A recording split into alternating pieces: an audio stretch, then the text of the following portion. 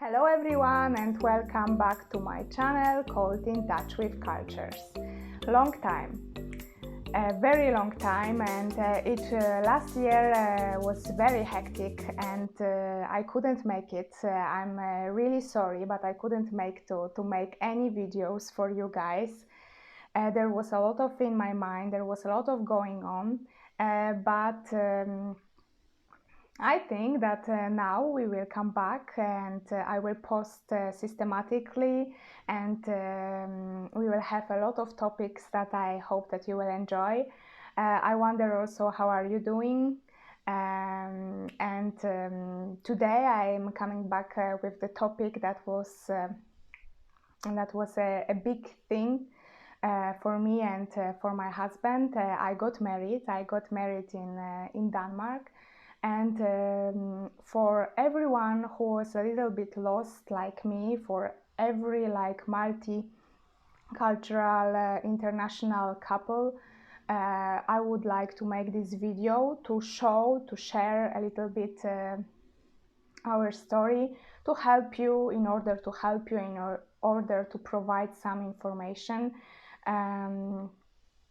because I reckon that it is necessary, especially if you are living in a multicultural relationship.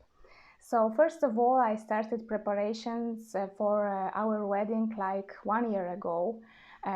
We were hesitating between having our wedding in Poland or maybe in France, just a quick recap for you. My husband is French Moroccan. I'm Polish with also American citizenship. It wasn't the easiest. We were thinking that it will help us. Having double nationality will help us, and it appeared that on the contrary, it caused a lot of problems. And first of all, what you have to provide if you want to get married in France, in Poland, but also in Germany, in England, etc. I will just read a little bit for you this list of the documents, so like that you can see how it is taking place. So the foreigner is obliged to provide certificate of marital capability issued by the relevant authority. And this is the thing, that not in every country, not in Morocco, not in United States, this kind of document is naturally provided. In some countries, of course, in European Union countries, it is, but it is not the case for every country. You can easily find the list of these countries online, and you can check if it is valuable for you or not. But here is the thing: if the country, if the authority of the country is not providing this kind of document, what to do? It is very complicated. So here is the first point. The second one, of course, you have to provide valid passport or ID. This is not a problem. Yeah, this is not a problem. This is normal. Proof of payment of stamp duty. This is not a problem neither. But after, you have to provide the birth certificate. The original one is very recent, so last 6 months. Yes, if you are born in United States like me, or in Morocco or whatever, you have to get the new one. Yes, and also of course the valid sworn translation of this birth certificate. Apart from that, there are also other documents, etc. I will not here enter into details because everyone can make this research on its own. However, the situation is much more complicated than for the people who just come from the same nation, who have the same nationality. So this was a thing. Of course, you also have to provide your residence permit, etc. And if we were living in 2 different countries, it's not so easy neither. So I was really lost, and I was searching. I was trying to find any possibility, any option for us, and I was searching, I remember, in Google like European Las Vegas, and what appeared, it was Denmark. Denmark, as we know, Denmark is not only one of the most happiest countries, but it is happy. It is considered as happy, with happy population, for a reason, because of equality, because of tolerance, of really high tolerance, not only for mixed couples, but also for LGBT. Etc. So everyone who wants to get married there, it's possible. It's really possible, and they even made a business out of it, because there are a lot of agencies, like for example, Getting Married in Denmark or Marry Simply Abroad. I will link them below for you, so like that you can check them out. That are proposing their services for people who are lost, who are simply not living in Denmark, who want to get married there, but they have no clue, no idea how to do it. And this is why they created this kind of services. So I gave up on the idea of getting married in Poland, or of getting married in also France. And because every day I have contact with foreigners, I'm teaching them, I'm an examiner, I'm a state examiner, so I had a lot of examples of mixed couples who dealt with the same problems, and some of them also got married abroad in Denmark. So I was thinking to myself, so it is the easiest option. Yes, of course, maybe it is not something that we were dreaming about. Yes, this is not something that would be like wonderful for us if I am from Poland. If you can choose Poland, France, Morocco, etc., where we have family, where we have friends. But on the flip side, it was also an interesting experience, because it was a neutral country for us.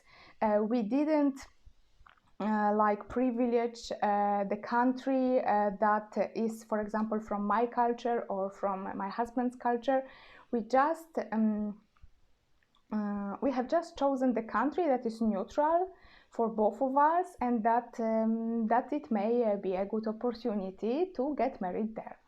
So we contacted one of the agencies, and they simply wanted the valid passport or ID, the power of attorney, of course, from our side.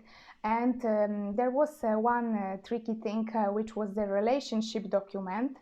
But it is normal, I think, because a lot of people might, if it is too easy, it can lead to some kind of abuse. Yes, so in order to not have like this fake marriage, but the real one, you have to provide this relationship document, that this relationship between you and your partner already existed, that you have the proof of that. For example, it can be showing them some screenshots of your messages on WhatsApp, on Facebook, or whatever social media, or on the phone, or the phone calls, or the emails, or the photos of you together, of you spending holidays together, of you in your day-to-day life, with you, with the other family members from your husband's side, from your side, etc. I think, of course, it was a lot of work to prove it, yes, but and you feel like kind of that is something that is private. But on the other hand, this is helpful for the Danish authority to see and to verify, okay, this person really is serious about it, this person really has this relationship, it's not a fake one, and it's fair, it's simply fair. Now, after all of that, I understand why it had to take place. So basically, you contact the agency, you give them the documents online, the scans, etc., and then they provide their service to you. They are and after you fix the date, you fix the appointment, and you simply pack your wedding dress, pack your suit, and you prepare to go to Denmark to get married. The ceremony of marriage is very simple. It lasts like 10 minutes, not more than 10 minutes, maybe even 5 minutes. You have a lot of multicultural couples, which for me, because I love this kind of like a mix environment, for me it was fun. And you have we got married in Frederiksberg town hall. You can also get married in the like main town hall in Copenhagen. And after that, after we just went to the nice Tivoli gardens with beautiful scenery, and we had dinner there. It was really a small like wedding procedure. And when we came back to our country, to Poland, we just had to register this marriage. It is called transcription of the marriage in the country that you are living. And again, they wanted us to provide birth certificate original, again with apostille. Apostille, this is some kind of legalization of the document from the country, so we were waiting for that too. But it was less complicated because we didn't have to have this certificate of marital capability, yes, which was the biggest obstacle, I would say. So we provided this birth certificate, we provided this apostille, and then we provided our marriage certificate, which in Denmark it is a really huge value, because it is translated, into 5 languages. So into Danish you have English, you have French, you have Spanish, and moreover we asked also for Polish version of that, for Polish translation. So we had it in so many languages, so it was not a problem. Then this birth certificate, as I said, original, then this apostille. And after that, we had also one paper like where we declared like what will be my surname, my husband's surname, our children's surname, etc. Nothing complicated. And after we wait like 30 days, yes, to get this marriage certificate, which will be in Polish, yes, a valid document in Polish for Polish government. And honestly, I'm very happy. I'm very happy that it turned out this way. Of course, after that, we can always make a dinner. We can always make a small party for the Polish family members, for French family members, for Moroccan family members, etc. It's not a problem. But all of this stress, all of this, it was a huge relief, honestly, to be able to finally say, yes, I do, and to marry this person, and to not like prolongate, to like artificially like make this process even more complicated than it should be.